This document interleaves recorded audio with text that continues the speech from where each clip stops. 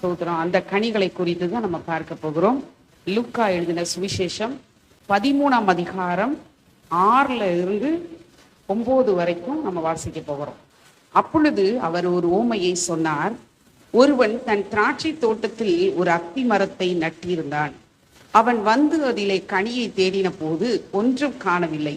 அப்பொழுது அவன் தோட்டக்காரனை நோக்கி, இதோ 3 வருஷமாய் இந்த அத்தி மரத்திலே கனியை தேடி வருகிறேன், ஒன்றையும் காணவில்லை. இதை வெட்டி போடு, இது நிலத்தையும் ஏன் கெடுக்கிறது என்றான். அதற்கு அவன், ஐயா, இது இந்த வருஷமும் இருக்கட்டும், நான் இதை சுற்றிலும் கொத்தி ஏறு போடுவேன். கனி கொடுத்தால் சரி, கொடாவிட்டால் இனிமேல் இதை வெட்டி போடலாம் என்று சொன்னான் என்றார். சரியா? இந்த இடத்துல ஒரு அருமையான காரியங்களை ஒரு உமையாக இயேசு சொல்லுகிறதை பார்க்கிறோம். ஒரு திராட்சை தோட்டத்துல அத்தி மரத்தை வச்சிருக்கிறாங்க. அத்தி மரம் வச்சாலே என்ன செய்வோம்? நாம கனி கொடுக்கணும் விரும்புவோம். நீங்க கனியை விரும்புவீங்களா, காயை விரும்புவீங்களா? இது என்னது? காய், மாங்காய். சரி, இது என்னது? மாம்பழம். எதை விரும்புவீங்க? பெரும்பாலும் எல்லாரும் என்ன செய்வோம்? பழத்தை தான் விரும்புவோம், கனியை தான் விரும்புவோம், இல்லையா? அதே போல ஆண்டவர் ஒரு மரத்தை ஒரு ஊமையாக அவர் சொல்லும் பொழுது, ஒரு அத்தி மரத்தை வைத்த உடனே அந்த அத்தி மரத்துல கனி வரணும்னு எதிர்பார்க்கிறார். ஆனா அந்த அத்தி மரத்துல வந்து பார்க்கும் பொழுது கனி இல்லை. கனி இல்லைன்னா எப்படி இருக்கும்? ஆமா, கனி இல்லைன்னா அந்த ஓனருக்கு கஷ்டமா இருக்கும். அப்ப கனியை பார்க்கிறாரு, கனி இல்லை. கனி இல்லை உடனே அவர் வேதனையோடு திரும்பி போகிறார். அப்ப சொல்றாரு, இதை வந்து வெட்டி போட்டுருங்க, இதனால ஒரு பிரயோஜனம் இல்லை, அதனால வெட்டி போட்டுட்டீங்கன்னா அந்த நிலத்தையும் பாதிக்காது அப்படின்னு சொல்லிட்டு சொல்றாரு. அப்ப அவர் சொல்றாரு, அந்த தோட்டக்காரன் சொல்றாரு, 1 வருஷம் பார்ப்போம், கொஞ்சம் ஏறு போட்டு கொத்தி அதுக்கு நல்ல உரங்கள்லாம் போடுவோம், அதுக்கப்புறம் அதை என்ன செய்யும்? கனி கொடுக்கும் அப்படின்னு சொல்லிட்டு அவர் சொல்லுகிறதை பார்க்கிறோம். அப்ப கொஞ்சம் பரிந்து பேசுறார், எப்படியாவது கொஞ்சம் கனி தந்துருமே அப்படின்னு. வேற ஒண்ணும் இல்லை, நம்முடைய சபையில ஒரு 10 ஆண்டுகளுக்கு முன்னாடி ஒரு முருங்கை மரம் வச்சேன். ஒரு 2 நிறைய முருங்கை மரம், அந்த கிளைய வெட்டி வெட்டி வச்சு பார்த்தேன், ஒண்ணுமே வரல. ஆனா ஒரே ஒரு மரம் வந்து அந்த சைட்ல மோட்டர் ரூம் பக்கத்துல ஒண்ணு வந்துடுச்சு. நல்லா வந்தது, வாட்ட சாட்டம் அது வாட்டு வளர்ந்துட்டே போகுது. நானும் ஒரு முருங்கைக்காவது தருமான்னு பார்த்துட்டே இருக்கிறேன், ஒரு முருங்கைக்காவும் வரல. ரொம்ப உச்சியில ஒரே ஒரு முருங்கைக்காய், அதுவும் கூட பறிக்க முடியாது, அந்த மாதிரிதான் இருந்தது. அதுக்கப்புறம் பார்த்துட்டே இருந்தோம், ஒரு கனியுமே அதுல கிடைக்கல. அதை என்ன செஞ்சாச்சு? வெட்டி போட்டாச்சு. அடுத்து ஒரு மரத்தை இந்த பக்கம் வச்சிருக்கிறோம், அது விதை போட்டு நம்ம கொண்டு வந்திருக்கிறோம். 1 வருஷமா வளர்ந்துகிட்டே இருக்கு. அன்னைக்கு காத்துல கீழே விழுந்துருச்சு, உடஞ்சிருச்சு. இப்ப திருப்பி தழுத்து வருது. அப்ப ஒரு ஓனர் நம்ம வந்து ஒரு செடியை வச்சோம் அல்லது ஒரு மரத்தை வச்சோம்னா எதை தான் எதிர்பார்ப்போம்? கனியை கட்டாயமா என்ன செய்வோம்? எதிர்பார்ப்போம். அப்ப நம்மளே கனியை எதிர்பார்க்கிறோம், அது மாத்திரமல்ல கனி தான் விரும்புறோம். அப்ப இயேசு விரும்ப மாட்டாரா? அவர் தான் நமக்கு எஜமானன், அவர் தான் தோட்டக்காரர். அப்ப அவர் என்ன செய்வாரு? இந்த கனியை விரும்புவார் என்று சொல்லி பார்க்கிறோம். அப்ப நம்ம கனி கொடுக்கிறவர்களாக நம்ம இருக்கணும். எஜமானன் பரலோகத்துல இருந்து இனி வரப்போறார். அப்ப நம்மளை பார்க்கிறார் பரலோகத்துல இருந்து, என் பிள்ளைகள் கனி கொடுக்குதா அப்படின்னு சொல்லிட்டு பார்க்கிறார். நம்மளை எதுக்காக தெரிந்து கொண்டார் அப்படின்னு நம்ம சொல்லி பார்க்கும்போது வசனம் சொல்லுது, யோவான் 15ஆம் அதிகாரம் 16வது வசனம். அதுல என்ன சொல்லி இருக்குதுன்னா, சேர்ந்து வாசிப்போம். நீங்கள் என்னை தெரிந்து கொள்ளவில்லை, நான் உங்களை தெரிந்து கொண்டேன். நீங்கள் என் நாமத்தினாலே பிதாவை கேட்டுக்கொள்வது எதுவோ அதை அவர் உங்களுக்கு கொடுக்கத்தக்கதாக நீங்கள் போய் கனி கொடுக்கும்படிக்கும் உங்கள் கனி நிலைத்திருக்கும்படிக்கும் நான் உங்களை ஏற்படுத்தினேன். அப்ப ஆண்டவர் எதற்காக நம்மளை ஏற்படுத்தி இருக்கிறார்? உங்கள் கனி நிலைத்திருக்கும்படியும் நான் உங்களை ஏற்படுத்தினேன். அப்ப எதுக்காக ஆண்டவர் நம்மளை ஏற்படுத்தி இருக்கிறாரு? எதுக்காக நம்மளை தெரிந்தெடுத்திருக்கிறாரு? கனி கொடுப்பதற்காக. ஒரு மரத்தை நம்ம வைத்து நம்ம எப்படி கனி எதிர்பார்க்கிறோமோ, நாமும் ஒரு மரமாக நம்ம வந்து ஆண்டவர் தான் செடி, அந்த செடியிலிருந்து நம்ம கொடிகள் என்ன செய்யணும்? கனி கொடுக்கணும் அப்படின்னு ஆண்டவர் விரும்புறார். அப்ப நாம் கனி கொடுக்கும்படியாக ஆண்டவர் தெரிந்தெடுத்திருக்கிறார். அப்படி நம்ம கனி கொடுத்தோம்னா அதே அந்த அதிகாரத்துல யோவான் 15ஆம் அதிகாரம் 8வது வசனத்துல வாசிக்கும் போது, நீங்கள் மிகுந்த கனிகளை கொடுப்பதினால் என் பிதா மகிமைப்படுவார், எனக்கும் சீஷராயிருப்பீர்கள். சரியா? அப்ப நம்ம கனி கொடுக்கும் போது ஆண்டவர் என்ன செய்கிறார்? மகிமைப்படுகிறாராம். அப்ப ஆண்டவர் மகிமைப்படுகிறதுனா நம்ம என்ன செய்யணும்? கனி கொடுக்கணும். அதற்காகத்தான் நம்மளை தெரிந்தெடுத்திருக்கிறார். சரி, கனிகள் வேதாகமத்துல கனிகள் எத்தனை கனிகள்லாம் இருக்கு அப்படின்னு சொல்லி பார்க்க போறோம். நிறைய கனிகள் இருக்கு. ஒரு சில காரியங்களை நான் உங்களுக்கு சொல்லும்படியாக ஆசைப்படுகிறேன். எடுத்துக்கொள்வோம். கலாத்தியர் 5ஆம் அதிகாரம் 5:22. ஆவியின் கனியோ அன்பு, சந்தோஷம், சமாதானம், நீடிய பொறுமை, தயவு, நற்குணம், விசுவாசம், சாந்தம், இச்சையடக்கம். இப்படிப்பட்டவைகளுக்கு விரோதமான பிரமாணம் ஒன்றுமில்லை. இந்த அன்புக்குள்ள ஒரே கனி. இப்ப நம்ம இந்த ஆரஞ்சு எடுத்துட்டோம்னா இந்த ஆரஞ்சுக்குள்ள நிறைய சுளைகள் இருக்கு இல்லையா? அப்ப இந்த அன்பு என்றதான கனிக்குள்ள இவ்வளவும் இருக்குது. சரியா? அப்ப ஆவியின் கனியோ அன்பு, சந்தோஷம். அன்புக்குள்ள அவ்வளவும் அன்பா இருந்துட்டோம்னா அவங்களுக்குள்ள கட்டாயம் சந்தோஷம் இருக்கும். அதுக்கப்புறம் சமாதானம் நிச்சயமா அவங்களுக்குள்ள இருக்கும். சாந்தத்தோட இருப்பாங்க, நீடிய பொறுமையா இருப்பாங்க, தயவாக இருப்பாங்க, நல்ல குணங்கள் இருக்கும், விசுவாசம் இருக்கும், இச்சையடக்கம் இருக்கும். சரியா? அப்ப எப்படி இந்த கனிக்குள்ள அவ்வளவு நிறைய சொலைகள் இருக்கிற மாதிரி இந்த அன்பு என்ற கனிக்குள்ள நமக்குள்ள அவ்வளவும் அடங்கி இருக்குது. அதுதான் ஆவியின் கனி. சரியா? அந்த ஆவியின் கனி நமக்குள்ள என்ன செய்யணும்? இருக்கணும்னு வேதாகமத்துல சொல்லியிருக்கு. 2வது கொலோசியர் 1ஆம் அதிகாரம் 10வது வசனத்துல வாசிக்கும் போது, சகலவித நற்கிரியைகளும் ஆகிய கனிகளை தந்து தேவனை அறிகிற அறிவில் விருத்தியடைந்து கர்த்தருக்கு பிரியம் உண்டாக அவருக்கு பாத்திரராய் நடந்து கொள்ளவும். அடுத்த கனி நற்கிரியை என்ற கனி. நற்கிரினா என்னது? நல்ல கிரியை. இப்ப நம்ம உலகத்துல எடுத்துட்டோம்னா ஜனங்கள் என்ன செய்வாங்க? சாப்பாடு இல்லாதவங்களுக்கு சாப்பாடு கொடுக்கறது ஒரு நல்ல கிரியை தானே. ஒரு ஆடை இல்லாதவங்களுக்கு ஆடை கொடுக்கறது. சரியா? ரொம்ப இப்பெல்லாம் நிறைய நம்ம யூடியூப்ல எல்லாம் பாக்குறோம். ரொம்ப கஷ்டப்படுறவங்களுக்கு ஒரு வீட்டுக்கு நாங்க போயிருந்தோம். அந்த அம்மா மத்தியானம் 1 மணிக்கு அங்கே உட்காந்துருக்கு. வயசான அம்மா, அவங்க பிள்ளைங்கள் எல்லாம் வெளியே இருக்கிறாங்க. 2 வயசான அம்மா. அவங்க வீட்டில் சோறு பொங்க முடியாது. அவங்களால ரொம்ப பலவீனம் ஆயிடுச்சு, ரொம்ப வயசாயிடுச்சு, 80 வயசுக்கு மேலே ஆயிடுச்சு. அவங்க காத்தே இருக்கிறாங்க. ஒரு சகோதரர் டெய்லி மத்தியானம் சாப்பாடு கொண்டுட்டு வந்து கொடுக்குறாரு. அல்லேலூயா.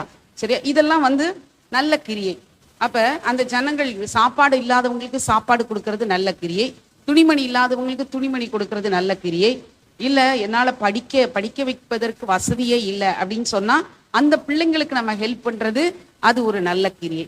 சரி, இது எல்லாம் ஒரு பக்கம் இருந்தாலும் ரொம்ப முக்கியமான கிரியை என்ன அப்படின்னு நம்ம பார்க்கும்போது, வேதாகமத்துல கர்த்தர் நமக்கு கற்றுக் கொடுத்ததான ஒரு காரியம் ஏசியா 61:1 சுவிசேஷம் என்றதான நற்கிரியை நம்ம என்ன செய்யணுமா? செய்யணுமா? நற்கிரியிலே ரொம்ப முக்கியமான நற்கிரியை சுவிசேஷத்தை அறிவிக்கணும். சுவிசேஷம் அறிவிக்கிறதுனா இயேசுனா யாரு அப்படின்னு நம்ம கற்றுக் கொடுக்கணும். இப்ப நம்ம இயேசுவை ருசி பார்த்தாச்சுன்னா, ஒரு பழத்தை நம்ம எடுத்துட்டோம்னா, இந்த பழத்தை நான் சாப்பிட்டுட்டேன்னா என்ன செய்வேன்? ரொம்ப டேஸ்டா இருக்கு அப்படின்னு சொல்லிட்டு நானே சொல்லிட்டு இருந்தா எப்படி? நான் உங்களுக்கு கொடுத்தேன்னா தான் அந்த டேஸ்ட் உங்களுக்கு தெரியும். இயேசு நல்லவர் என்பதை ருசித்து பாருங்கள் அப்படின்னு வசனம் சொல்லியிருக்கு. நான் ருசிப்பது மாத்திரமல்ல, பிறர்கிட்ட போய் என்ன செய்யறது? சொல்றதான ஆண்டவர் உண்மையிலே இன்றும் ஜீவிக்கிறார், ஆண்டவரை நம்புங்க, ஆண்டவர் அற்புதங்களை செய்வார் அப்படின்னு நம்ம இப்ப சொல்லி உங்களை கூட்டிட்டு வந்திருக்கிறாங்க பாருங்க. அதே மாதிரி நம்ம பிறருக்கு என்ன செய்யணும்? நாம பெற்ற இன்பத்தை மற்றவங்களும் பெறணும் அப்படின்னு சொல்லிட்டு ஆண்டவரை பற்றி சொல்லுகிறதா நற்கிரியை ஆகிய கனி. சரியா? பைபிள்ல இன்னொன்னு ஒரு நற்கிரியை ஆகிய கனியை ஒரு வசனத்துல நம்ம வாசிக்கலாம். அப்போஸ்தலர் 9ஆம் அதிகாரத்துல நம்ம வாசிச்சு பார்த்தோம்னா, அதுல அருமையான ஒரு தபித்தாள் அப்படிங்கிறதான ஒரு சகோதரி இருக்கிறாள். அப்போஸ்தலர் 9ஆம் அதிகாரம் 36வது வசனத்திலிருந்து 41வது வசனம் வரைக்கும் நம்ம வாசிக்கும் போது, அந்த இடத்துல தபித்தாள் அப்படிங்கிறதான ஒரு அருமையான பெண் இருக்கிறாள். அந்த பெண் என்ன செஞ்சான்னா, அவள் ஒரு விதவை. சரியா? கணவன் இல்லாதவள். அதனால அவளுக்கு ஃப்ரெண்ட்ஷிப் எல்லாம் விதவைகள் தான். அவ்வளவு பேருக்கும் என்ன செய்வான்னா, அவளால முடிந்த உதவிகளை என்ன செஞ்சா, நல்ல அந்த ஹேண்ட் ஒர்க்லாம் பண்ணுவாங்க பாருங்க, கிராஃப்ட் ஒர்க்லாம், அந்த மாதிரி நல்லா பண்ணி நல்ல ஷால் எல்லாம் பண்ணி கொடுத்துருக்குறான். அப்படி என்ன செஞ்சிருக்கிறான்னா, இந்த மாதிரி நற்கிரிகளை அந்த பெண் செஞ்சிருக்கிறான். நான் என்ன சொல்றேன்னா, இது ஒரு நற்கிரியை இருந்தாலும் மேலான நற்கிரியை என்னன்னா, ஆண்டவரை பற்றி பிறருக்கு சொல்றது. அல்லேலூயா. ஆண்டவரை பற்றி பிறருக்கு சொல்றதா மேலான நற்கிரி. அதை நம்ம செய்ய நம்ம ஆயத்தமாகணும். ஒவ்வொரு நாளுமே நம்ம என்ன செய்யணும்? இன்னைக்கு ஆண்டவரை பற்றி யாருக்காவது சொல்லணும் ஆண்டவரே அப்படின்னு சொல்லிட்டு ஒவ்வொரு நாளும் நமக்கு ஆண்டவர் செய்த அற்புதத்தை என்ன செய்யணும்? பிறருக்கு சொல்லணும். நம்ம ஜோமணி ஆண்டவர் அற்புதம் செய்திருந்தா அந்த காரியத்தை சொல்லணும். பைபிள்ல நிறைய காரியங்கள் ஆண்டவர் செய்த அற்புதம் இருக்கிறது. அந்த அற்புதங்களை என்ன செய்யணும்? நாம அவங்களுக்கு சொல்லுவதற்கு நாம அர்ப்பணிக்க வேண்டும். இந்த பெண் பாருங்க, she was always doing good helping the poor அப்படின்னு சொல்லிட்டு இங்கிலீஷ்ல வாசிக்கிறோம். எப்போதுமே குட்னா என்னது? நல்ல காரியங்கள், அதான் நற்கிரியை, நற்கிரியைகளை செய்து கொண்டே இருந்தாள். இன்னைக்கு நம்ம அர்ப்பணிக்கணும், ஆண்டவரே நான் நல்ல கிரியை செய்யணும். இன்னைக்கு நான் வந்திருக்கிறேன் ஆராதனைக்கு, நான் மற்றவர்கள்ட்ட போய் இந்த இடத்துல வந்ததினால ஒரு நல்ல சமாதானம், இதை பிறருக்கு போய் என்ன செய்யணும்? நம்ம சொல்லணும். இதை தான் ஆண்டவர் விரும்புகிறதான காரியம். சரி, மூணாவது என்ன கனி அப்படின்னு பார்த்தோம்னா எபிரியர் 13ஆம் அதிகாரம் 15வது வசனம். ஆகையால் அவருடைய நாமத்தை துதிக்கும் உதடுகளின் கனியாகிய ஸ்தோத்திர பலியை அவர் மூலமா எப்பொழுதும் தேவனுக்கு செலுத்த கடவோம். சரியா? அடுத்து நம்ம பண்ண வேண்டியதான காரியம் உதடுகளின் கனியாகிய ஸ்தோத்திர பலி. நம்ம உதடுனால ஆண்டவரை துதிக்கணும். இப்ப நம்ம பாடல்களை பாடணும். இப்ப மனுஷனை வாழ்க வாழ்கன்னு சொல்ற மாதிரி ஆண்டவரை பாட்டியின் மூலமாக ஆண்டவரை நம்ம உயர்த்துகிறோம். அப்ப இந்த உதடுகளின் கனி அது ஒரு கனி. சரியா? நான் முதல்ல சொன்னேன் ஆவியின் கனி அப்படின்னு சொல்லி 9 காரியங்களை பார்த்தோம். நற்கிரியை என்றதான கனியை நம்ம செய்யணும்னு சொன்னேன். அடுத்து உதடுகளின் கனி, ஆண்டவரை நல்ல ஸ்தோத்திரம் பண்ணணும். ஆண்டவர் செய்த நன்மைகள், ஆண்டவரே எனக்கு இந்த நன்மையெல்லாம் செஞ்சிருக்கிறீங்க. கொரோனா நேரங்கள்ல யோசிச்சு பாருங்க, எத்தனை பேருக்கு சுவாசம் இல்லாம இருந்தது. என்ன சுவாசம் இல்லாம அவங்க என்ன செஞ்சாங்க? ஆக்சிஜன் கொண்டு மாட்டி சிலருக்கு ரொம்ப உயிர் போராடிக்கிட்டு இருந்தாங்க. ஆக்சிஜன் அதை எடுத்த உடனே என்ன ஆயிடுச்சு? அவ்வளவுதான், ஆமென், பரலோகம் போயிட்டாங்க. அப்ப இந்த ஆக்சிஜனை கர்த்தர் நமக்கு இலவசமாக வச்சிருக்கிற, அவ்வளவு பேருக்கு ஆக்சிஜன் கொடுக்கணும்னா முடியுமா? அப்ப இவ்வளவு காரியங்கள், இவ்வளவு பேருக்கு, இத்தனை மக்கள் தொகை இருக்கிறாங்க, கோடிக்கணக்கான மக்கள் தொகை இருக்கிறாங்க, இவ்வளவு பேருக்கு ஆக்சிஜன் வேணும்னா முடியுமா? ஆண்டவர் இயற்கையிலேயே ஆக்சிஜனை வச்சிருக்கிறாரு. இல்லையா? சரியா? அப்ப அந்த மாதிரி நம்ம பார்க்கும் பொழுது கொரோனா டைம்ல இந்த மாதிரிலாம் ரொம்ப கஷ்டப்பட்டாங்க. அப்ப கர்த்தர் என்ன செஞ்சாரு? இதுக்கெல்லாம் நம்ம நன்றி சொல்லணும். அதெல்லாம் தப்பி நம்ம வந்திருக்கிறோம். இல்லையா? அதெல்லாம் தப்பி நம்மளை கர்த்தர் என்ன செஞ்சிருக்கிறார்? கொண்டு வந்திருக்கிறார். அப்ப என்ன நோக்கத்துக்காக ஆண்டவர் வச்சிருக்கிறார்னா, நல்ல உதடுகளினால துதிக்கணும். மனதார ஆண்டவர் என்ன செய்யணும்? ஆண்டவரே நீங்க செய்த எல்லா நன்மைக்காய் நன்றி. அன்றாட நல்ல ஆகாரத்தை கொடுக்கிறாரு, நன்றி சொல்லணும். நல்ல ஆடை உடுத்துவதற்கு கொடுக்கிறார், நன்றி சொல்லணும். அடுத்தாப்புல வேற என்ன காரியங்களாம் செய்யறாரு? உங்க வாழ்க்கையில, உங்க குடும்பத்துல, பிள்ளைகளுக்கு அவங்க எல்லா தேவைகளையும் கர்த்தர் சந்தித்து கொடுக்கிறார். பொருளாதார காரியமா எல்லாம் சந்திக்கிறார். இது எல்லாவற்றுக்கும் நம்ம என்ன செய்யணும்? கர்த்தருக்கு நம்ம நன்றி சொல்ல கடமைப்பட்டு இருக்கிறோம். அப்ப இந்த உதடுகளின் கனியாகிய ஸ்தோத்திர பலிகளை நம்ம ஏறெடுக்க வேண்டும். ஃப்ரூட் ஆஃப் லிப்ஸ் அப்படின்னு சொல்லப்பட்டிருக்கிறது. நாலாவதாக பிலிப்பியருக்கு எழுதின நிருபம் 1ஆம் அதிகாரம் 10வது வசனத்தை நம்ம வாசிக்கும் போது, பிலிப்பியர் 1:10, தேவனுக்கு மகிமையும் துதியும் உண்டாகும்படி இயேசு கிறிஸ்துவினால் வருகிற நீதியின் கனிகளால் நிறைந்தவர்களாகி. அல்லேலூயா, ஆமென். அடுத்து என்ன கனினா? நீதியின் கனி. பைபிள்ல சொல்லியிருக்கு, நம்ம நீதியின் கனியை கொடுக்க வேண்டும். நம்ம நீதி செய்யணும். என்ன செஞ்சாலும் நம்ம என்ன செய்யணுமா? நீதி செய்யணும். அதான் வசனம் சொல்லுது, தேவனுக்கு மகிமையும் துதியும் உண்டாகும்படி. நம்ம நீதி செஞ்சோம்னா ஆண்டவருக்கு என்ன ஆகுமா? துதி, கான, மகிமை எல்லாம் உண்டாகும். அப்ப நம்முடைய வாழ்க்கையில அந்த நீதியின் கனி என்ன செய்யணும்? இருக்கணும். முதல்ல சொல்லுங்க, முதல்ல என்ன கனின்னு சொன்னேன்? ஆவியின் கனி. சரியா?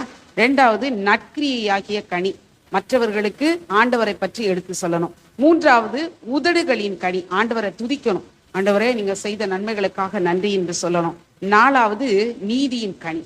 சரி, இந்த 4 கனிகளை நம்ம கொடுக்கணும்னா நம்மளுக்கு என்ன காரியங்கள், எப்படி கொடுக்க முடியும், எப்பொழுது இந்த கனிகளை நம்ம கொடுக்க முடியும் அப்படின்னு வேதத்துல வாசிப்போம். யோவானை எடுத்து வைத்துக் கொள்வோம். யோவான் 15ஆம் அதிகாரம் 4-5 வசனங்களை வாசிக்கும் போது, அந்த இடத்துல நம்ம கனி கொடுக்கணும்னா எப்பொழுது நம்ம கனி கொடுக்க முடியும் என்பதை குறித்து சொல்லப்பட்டிருக்கு. என்னில் நிலைத்திருங்கள், நானும் உங்களில் நிலைத்திருப்பேன். கொடியானது திராட்சை செடியில் நிலைத்திராவிட்டால் அது தானாய் கனி கொடுக்க மாட்டாது போல, நீங்களும் என்னில் நிலைத்திராவிட்டால் கனி கொடுக்க மாட்டீர்கள். நானே திராட்சை செடி, நீங்கள் கொடிகள். ஒருவன் என்னிலும் நான் அவனிலும் நிலைத்திருந்தால் அவன் மிகுந்த கனிகளை கொடுப்பான். என்னாலே அல்லாமல் உங்களால் ஒன்றும் செய்யக்கூடாது. 7வது வசனம் சொல்லுகிறது, நீங்கள் என்னிலும் என் வார்த்தைகள் உங்களிலும் நிலைத்திருந்தால் நீங்கள் கேட்டுக்கொள்வது எதுவோ அது உங்களுக்கு செய்யப்படும். நீங்கள் மிகுந்த கனிகளை கொடுப்பதினால் என் பிதா மகிமைப்படுவார் என்று இந்த வசனம் சொல்லி இருக்கிறது. அப்ப நம்ம எப்ப கனி கொடுக்க முடியும் அப்படின்னா, ஆண்டவருடைய வார்த்தையில நிலைத்திருக்கும். சரியா? இந்த பைபிள்ல சொல்லப்பட்ட ஒவ்வொரு வார்த்தைகளும் நம்ம என்ன செய்யணும்? நிலைத்திருக்க வேண்டும். நிலைத்திருக்கும் போது கர்த்தர் என்ன செய்வார்? மிகுந்த கனிகளை நம்ம கொடுக்கலாம். மிகுந்த கனிகள் கொடுத்தா எப்படி இருக்கும்? சந்தோஷமா இருக்குமா இல்லையா? இப்ப நம்ம சபையில ஒரு மாமரம் இருக்குது. நல்ல இந்த வருஷம் காய்ப்பு அதிகமா இல்லை. பொதுவா பாத்தீங்கன்னா நல்ல காய்க்கும். போன வருஷம்லாம் நல்லா காய்ச்சுது. அந்த கனிகள் அதிகமா இருக்கும்போது, காய் நல்லா இருக்கும்போது நம்மளுக்கு எப்படி இருக்குது? ஒரு சந்தோஷம் உண்டாகுது. ஒரு விவசாயிக்கு அவங்க பயிரிட்டு பண்றதான அந்த வயல் நிலங்கள் ஆசீர்வாதமா நல்ல நெற்பயிர்களை கொடுத்ததுன்னா அது விளைச்சல் இருந்தா சந்தோஷமா இருக்கும். அதே மாதிரி நாம ஆண்டவருக்காக இந்த கனிகள்லாம் நம்ம கொடுத்தோம்னா ஆண்டவர் என்ன செய்வாரு? சந்தோஷமா இருப்பார். அப்ப இந்த வசனம் என்ன சொல்லுதோ அதன்படி நம்ம நிலைத்திருந்தால், அதன்படி நம்ம நடந்தால் மிகுந்த கனிகளை நம்ம என்ன செய்ய முடியும்? கொடுக்க முடியும். இரண்டாவதாக பாருங்க, எபேசியர் 5ஆம் அதிகாரம் 11வது வசனத்துல, எபேசியர் 5:11, கனியற்ற அந்தகார கிரியைகளுக்கு உடன்படாமல் அவைகளை கடிந்து கொள்ளுங்கள். அப்ப கனி கொடுக்க முடியாதபடி சில அந்தகாரங்கள் வரும். நம்ம நல்ல காரியங்களை செய்ய விடாதபடி, ஆண்டவரை பற்றி நற்கிரியை என்றதான கனி அதை நம்ம செய்ய முடியாதபடி, ஆண்டவரை பற்றி சொல்ல முடியாதபடி நிறைய தடைகள் வரும். ஆனா அதை கடிந்து கொள்ளணும். இயேசுவை நாமத்தினால நான் நல்ல கனி கொடுக்கணும் அப்படின்னு சொல்லிட்டு என்ன செய்யணும்? ஆமென். தேவையில்லாத நம்ம செய்ய விடாதபடி தடை பண்ணுகிற ஒவ்வொரு காரியத்தையும் என்ன செய்யணும்? கடிந்து கொள்ள வேண்டும் என்று சொல்லி வேதம் சொல்லுகிறது. அப்படி நம்ம கடிந்து கொண்டோம்னா நல்ல மிகுந்த கனிகளை என்ன செய்ய முடியும்? கொடுக்க முடியும். அடுத்து நம்ம பார்க்கும்போது தீத்துக்கு எழுதின நிருபம் 3ஆம் அதிகாரம் 14வது வசனத்துல வாசிக்கும் போது, தீத்து 3:14, நம்முடையவர்களும் கனியற்றவர்களாய் இராதபடி குறைவுகளை நீக்குகிறதற்கு ஏதுவான நற்கிரியைகளை செய்ய பழகட்டும். அல்லேலூயா. அடுத்து நம்ம என்ன செய்யணுமா? அவன் நல்ல கனி கொடுக்கணும் அப்படின்னா நற்கிரியைகளை செய்வதற்கு நம்ம பழகணும். சரியா? நிறைய காரியங்கள், நீதி என்ற கனி நம்ம கொடுக்கணும். அவன் நற்கிரியைகள் என்றதான அந்த கனிகள்லாம் நம்ம செய்யணும்னா பழகணும். எப்ப பழக்கம் உண்டாகும்? 5 மணிக்கு எழுமோம்னா ஒரு வாரம் நம்ம எழும்பிக்கிட்டே இருந்தோம்னா அப்படியே பழக்கம் உண்டாயிரும். பழக்கம் அது என்ன செஞ்சிடும்? பழக்கமாக மாறிடும். அது பழக்கம் சின்ன வயசுல இருந்து நம்மளுக்கு பெற்றோர் கற்றுக் கொடுக்குறாங்க. அது என்ன ஆயுது? பழக்கமாக மாறிடும். அது மாதிரி நம்ம என்ன செய்யணுமா? நற்கிரியைகளை செய்யறதற்கு நம்ம பழக ஆரம்பிக்கணும். இணையில இருந்து நம்ம ஒரு தீர்மானம் எடுப்போம். நற்கிரியைகளை நான் செய்யணும். நான் நற்கிரியைகளை செஞ்சா யாரு பிரியப்படுவா? யார் சந்தோஷப்படுவா? இயேசு சந்தோஷப்படுவார் அப்படின்னு சொல்லிட்டு நற்கிரியைகளை செய்வதற்கு நம்ம பழகுவோம். நிச்சயமா நம்முடைய வாழ்க்கையில ஆமென் ஆண்டவர் மகிமைப்படுவார். அதான் அந்த வசனம் சொல்லுகிறது. யோவான் 15 நம்ம வாசிக்கும் போது 8வது வசனத்துல ஆண்டவர் என்ன செய்வாராம்? மகிமைப்படுவாராம். பிதாவாகிய தேவன் மகிமைப்படுவார் என்று சொல்லப்பட்டிருக்கிறது. அப்ப நம்ம அப்படி செய்ய ஆரம்பிப்போம். கர்த்தர் நிச்சயமாய் நம்ம ஆசீர்வதிப்பார். அப்படியே கண்களை மூடி ஜெபம் பண்ணலாமா? அப்படியே கண்களை மூடி இருந்த இடத்திலே, ஆண்டவரே நான் கனி கொடுக்கிற பிள்ளையாய் மாறணும் ஆண்டவரே அப்படின்னு சொல்லி ஜெபம் பண்ணுவோமா? ஹல்லேலூயா. உமக்கு நன்றி ஆண்டவரே. கிருபையுள்ள நல்ல தகப்பனே, நன்றியோடு துதிக்கிறோம். உமக்கு நன்றி ஆண்டவரே. ஹல்லேலூயா. உமக்கு ஸ்தோத்திரம் ஆண்டவரே. நாங்கள் கனி கொடுக்கிற பிள்ளைகளாய் எங்களை மாற்றும்படியாய் ஜெபிக்கிறோம் ஆண்டவரே. எல்லா தடைகளும் இயேசுவின் நாமத்தினால மாறட்டும். வந்திருக்கிற பிள்ளைகள் ஆண்டவரே உமக்கு நன்றி ஆண்டவரே. ஆவியின் கனி, நற்கிரியை என்றதான கனி, அப்பா உமக்கு நன்றி. உதடுகளின் கனி, நீதியாகிய கனியை கொடுக்க வேண்டும் என்றால் அவர்கள் ஆண்டவருடைய வார்த்தையில நிலைத்திருந்தா மிகுந்த கனிகளை கொடுக்க முடியும் ஆண்டவரே. அந்தகார கிரியைகளை, கனியற்ற அந்தகார கிரியைகளை கடிந்து கொள்ளும் பொழுது ஆண்டவரே நல்ல கர்த்தருக்கென்று கனி கொடுக்க முடியும். நற்கிரியைகளை செய்ய ஒவ்வொரு நாளும் பழகும் பொழுது மிகுந்த கனிகளை நாங்கள் கொடுக்க முடியும் ஆண்டவரே. ஆமென். மக்க நன்றி. அர்ப்பணிக்கிற ஒவ்வொரு பிள்ளைகளையும் கர்த்தரை ஆசீர்வதிக்கும்படியா ஜெபிக்கிறோம் ஆண்டவரே. தேவ மகிமையின் கரம் கூட இருக்கட்டும் ஐயா. தாழ்த்துகிறோம். இயேசுவின் மூலம் ஜெபிக்கிறோம் எங்கள் ஜீவன்ல நல்ல பிதாவே. ஆமென்.